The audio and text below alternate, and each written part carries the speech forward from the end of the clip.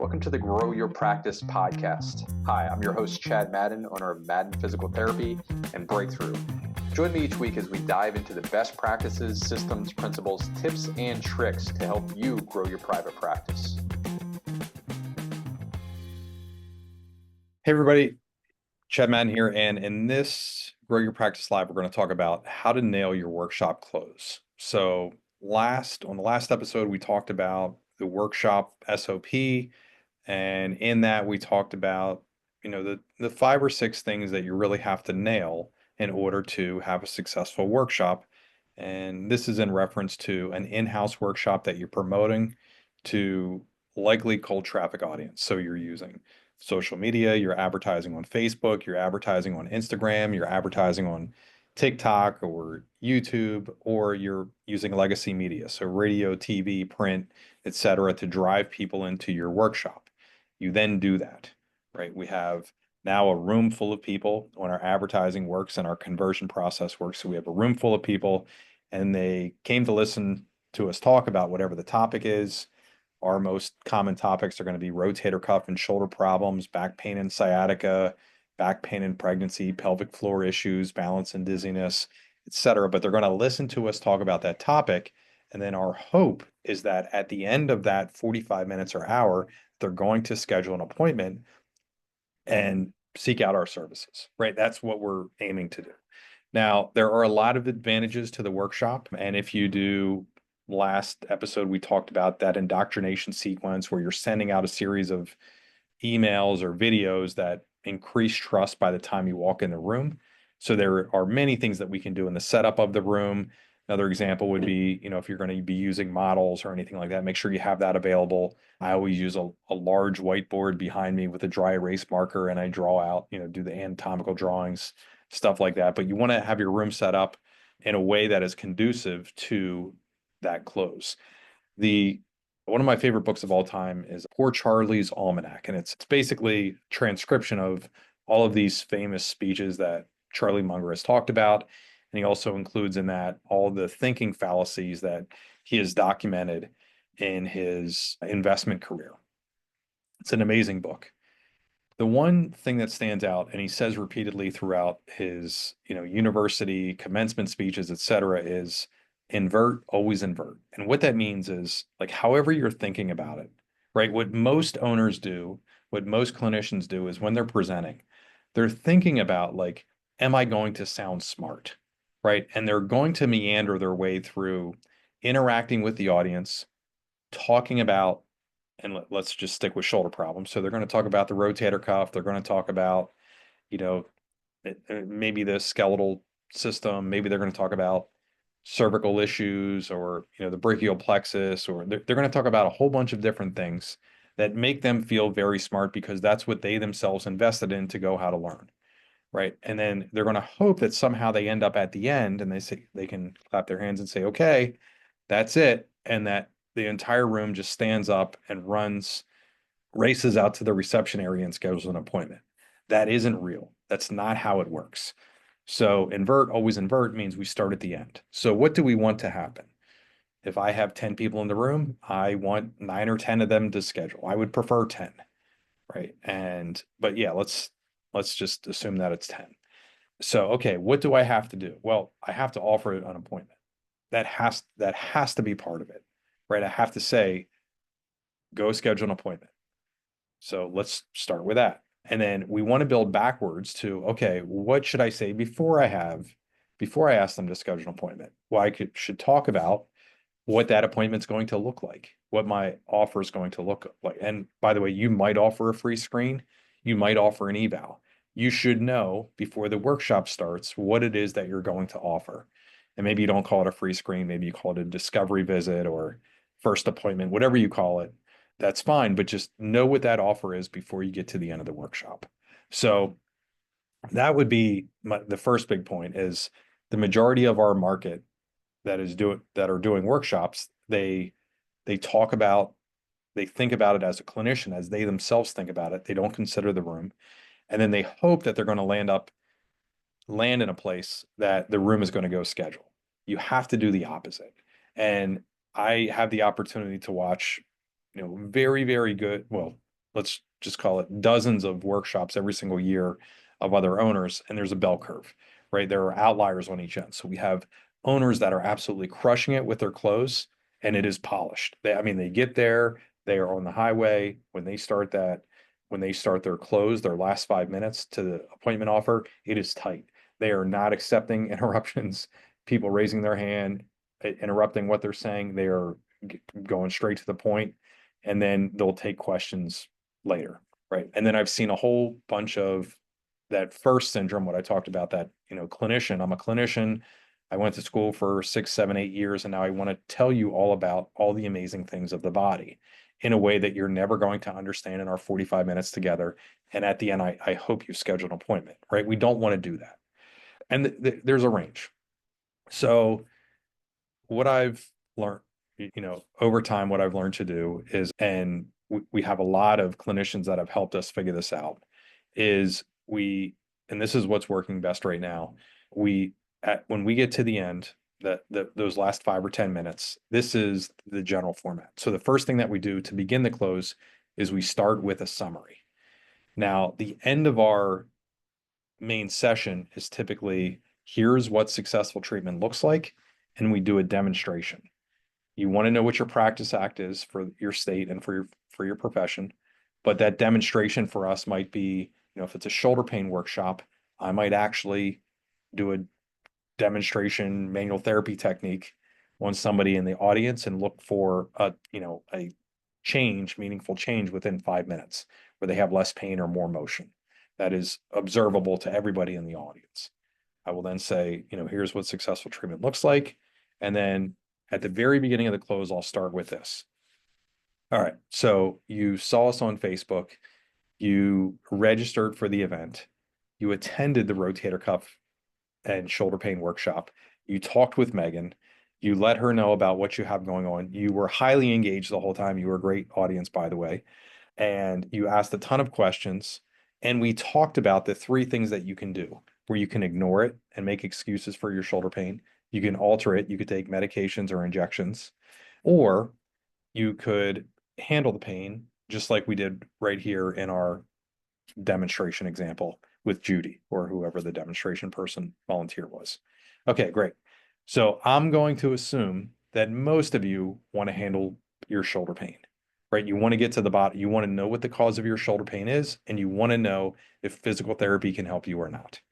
Great. So we've established that. Now we've started the summary close, like how they got in the room, and just recapped. Before we continue with this episode, here's a word about our course, Profitability Under Pressure. How does your practice's profitability today compare to what it was back in 2019? Is it keeping pace with inflation? Hey, this is Chad Madden here. I want to introduce you to the Profitability Under Pressure program. This is a 90-day masterclass designed to help you build a robust financial system for your practice. Most owners aim to improve revenue per visit and enhance their bottom line. However, many are facing declining reimbursements and rising operational costs, making it challenging to maintain financial health. The Profitability Under Pressure program consolidates the best practices currently working for practice owners into one comprehensive system. This program will help you boost profit margins, reclaim your time, gain time freedom, and assist more people in your community and leave a bigger impact. You'll learn how to conduct a profit leak audit, create a profit plan, and use various levers to increase revenue. Additionally, you'll get a 90-day trial of our patient demand software and access to our exclusive Inside Circle community. Here you can connect with other like-minded practice owners who are navigating similar challenges and finding solutions. Don't just take our word for it. Hear from owners like Lance Gross, who added $1.1 million to his bottom line, Peg Gray, who got her finances under control, and Jeff Gersh, who saved time with our cheat sheet for increasing profitability. Don't miss this opportunity. Apply today for the Profitability Under Pressure program and start increasing your profits by $10,000 or more within just 90 days of implementation, guaranteed. Secure a more stable financial future for your practice. Click below and apply now to join the ranks of successful physical therapy private practice owners and transform their businesses with our program. Apply today. Thank you for listening this far. Now back to the episode. Okay, so you did this, you were scrolling Facebook, you found us, you talked with Megan, you ended up here. So I'm going to assume that you want help. Here's what we can do. Now, you have a couple different options. You can do the auction close, which is, we have tomorrow morning at 8:30. Who wants that appointment? And that person raises their hand, you can dismiss, right? Or we can go around the room and talk with people individually. We can also bucket. So lots of different options. You should know what you're going to do before it starts. I usually start with the summary close. I like to bucket, okay, who's in severe pain and needs help right now? Those people raise their hands. Okay, you stand up, you follow me. We're going to go out here and schedule an appointment with Megan. I'm going for 30 seconds. In an ideal situation, we usually have another clinician with us that we're training in workshop presenting. They're typically in the room. We're walking that person out or that group of people out, and they're scheduling appointments. And then I'll just start going around the room. Okay, what was your name? Gerald. Okay, Gerald, you said you've had pain going on for 2 years. I will grab Gerald's worksheet. Okay, follow me out front here. We're going to schedule an appointment with Megan. I will come back in the room, do that with the next person, have one-on-one conversations, and then walk them out to schedule an appointment. Very rare will something get in the way there. Now, what are the pitfalls? The pitfalls are the worst one is never offering an appointment. I see that an alarmingly high percentage of the time. Now, if you don't like something I said and you're in rural Nebraska or you're in Center City, Manhattan or something and there's something different about your practice and you're like already objecting to how it is that what I do in Central Pennsylvania, that is fine. Make it your own. Take the principles of knowing how you're going to end your workshop so that you are offering people an appointment.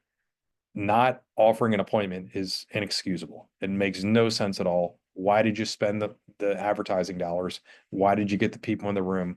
Why did you have your receptionist or your marketer talk with these registrants? Now the people in the room, you shared your knowledge. That's not the whole completion was built for you to offer the appointment. Offer the appointment. Here's what an appointment looks like, right? You went to school, you went and practiced for yourself because you wanted to provide value to the marketplace. You're in a room full of people who have expressed that they have shoulder pain. Make an offer. They want to see you. They've already, I mean, they've already hopped in their cars, driven to your practice, listened to you talk about about rotator cuff and shoulder pain. Make them an appointment offer. If somebody stands up and walks out of the building and I never see them again, that's going to happen. That's okay. I'm focused on the person that really wants help. And I assume that is most of those people, right? I'm not worried about the person walking out. So recently I was teaching this to a group of maybe 20, 25 practice owners. And somebody said, I don't like, basically, I don't like to do that. It feels salesy. And fine, adjust it to whatever colloquialism, whatever is acceptable in your area, but you still can offer an appointment, right? So number one mistake is not making an offer. Number two is saying the word if. If you want an appointment, just every time you're using if, say when. So when you want an appointment, right, that way better, sounds way better. Or when you want to handle your shoulder pain, rather than if you want to handle your shoulder pain. If gives the person a choice, and it's just very poor control. When is significantly better. So don't use if, use when. And you want it to be very, very firm, right? Like, here's where we're going. I'm offering an appointment. This is what to do. Let's do this next. And then I do stand around and answer questions. So every once in a while, we're going to have somebody who, is just highly skeptical or they're just not ready. They want more trust. Maybe they had a bad experience with another physical therapist or with another provider that they're thinking is the same as me and they just need to talk with me a little bit more. Fine. I'm going to hang around and we're going to talk about that. And I will say in most of those conversations, I'm not telling. I'm not trying to convince them to do something that they don't want to do. What I'm doing is I ask them questions about their pain, their situation. Have they tried treatment before? What happened? And restate. I'm asking them a lot of questions as well in those one-on-one conversations after. So that's what a successful close looks like. Always be offering that. If for some odd reason you're in the room all by yourself, I mean, worst case scenario would be there's 30 people in the room and it's just you, right? And there's nobody to schedule, and there's not, I'm going to look ahead and I'm going to know what my openings are. Like, let's say I'm a solopreneur and next week I have, so many appointment slots available. I'm going to know those ahead of time. I'm going to have them written on a sheet, and I'm going to say, okay, Tuesday morning, I have an 8:30. Who wants that appointment with me? And they're going to raise it. Okay, great. And we schedule them for that. Okay, who wants, maybe I hand them like a sticky note that says Tuesday at 8:30. And then I'm going to, go through my open appointments, right? And auction them off.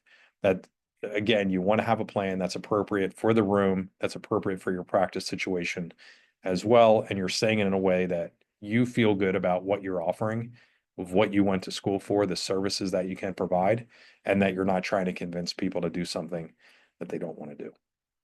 The bonus one that I'm going to give you here is really what steepened the learning curve for me is I just recorded it, right? So used to have these old flip cameras, had a single button and a USB port. And I think I had 4 of them floating around the office and at home. And yeah, this is like early 2010, 2011, 2012. And I would record the workshop and then I would go back and watch it and ask myself 2 questions. What did I do well? What could I do better? Right. And then just get a little bit better on the close every time, or get a little bit better on how I was explaining points rather than stumbling over them in the middle, or how I answered a question that maybe somebody in the room asked me. So that if you are a presenter, if you're hosting workshops, record them and then go back and watch, and then ask yourself 2 questions. What did you do well? What could you have done better? And I think that's the way to really, nail your workshop close, get the most out of it in the end, help the most people in your area. I'm going to guess if you're nailing your workshop close, you're in the top 10% of all practices. And that really the sky is the limit for the amount of people that you want to help in terms of growing your practice, creating something more valuable when you master this. The best advertising in the world means nothing if you can't offer an appointment at the end of 45 minutes or 60-minute workshop. So hope you very much enjoyed this episode, and that you put the work in and you implement and apply what I've learned from watching, hundreds of other private practice owners do their presentations, 250 plus myself. And again, my biggest concern is that you implement it, you put it into action, at the very least, record yourself and make an offer at the end. I think you'll do well. Thanks, everybody, and I'll catch you in the next episode. See ya. How does your practice's profitability today compare to what it was back in 2019? Is it keeping pace with inflation? Hey, this is Chad Madden here. I want to introduce you to the Profitability Under Pressure program. This is a 90-day masterclass designed to help you build a robust financial system for your practice. Most owners aim to improve revenue per visit and enhance their bottom line. However, many are facing declining reimbursements and rising operational costs, making it challenging to maintain financial health. The Profitability Under Pressure program consolidates the best practices currently working for practice owners into one comprehensive system. This program will help you boost profit margins, reclaim your time, gain time freedom, and assist more people in your community and leave a bigger impact. You'll learn how to conduct a profit leak audit, create a profit plan, and use various levers to increase revenue. Additionally, you'll get a 90-day trial of our patient demand software and access to our exclusive Inside Circle community. Here you can connect with other like-minded practice owners who are navigating similar challenges and finding solutions. Don't just take our word for it. Hear from owners like Lance Gross, who added $1.1 million to his bottom line, Peg Gray, who got her finances under control, and Jeff Gersh, who saved time with our cheat sheet for increasing profitability. Don't miss this opportunity. Apply today for the Profitability Under Pressure program and start increasing your profits by $10,000 or more within just 90 days of implementation, guaranteed. Secure a more stable financial future for your practice. Click below and apply now to join the ranks of successful physical therapy private practice owners who transform their businesses with our program. Apply today